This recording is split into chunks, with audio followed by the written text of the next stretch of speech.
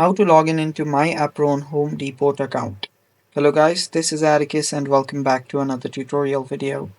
In today's video, I'll teach you guys how you guys can log in into My Apron Home Depot account. So without any further ado, let's dive right into it. First step, search for My Apron Home Depot account and simply search for login as well. You can type in login into My Apron Home Depot account as well.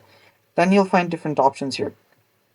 So what you can do is you can head over to this website right here or this one, it does not matter. You can head over to this website and it should take you to the Home Depot website. From here you will see self-service, and if you scroll down a bit you'll find this login to Workday. Tap on that, and after you tap on that it will take you to the login page. It should take you to the login page, so just wait for it, and there you go. So from here you can log in into your account. You can type in your password, you can type in your user ID and then tap on sign in.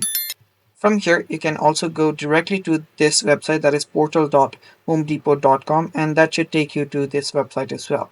So as you can see here, this is the same website. So here you can type in your credentials and then sign in, and it's that simple. And that's all for today's video. Thanks for watching. Stay tuned for more, and bye bye.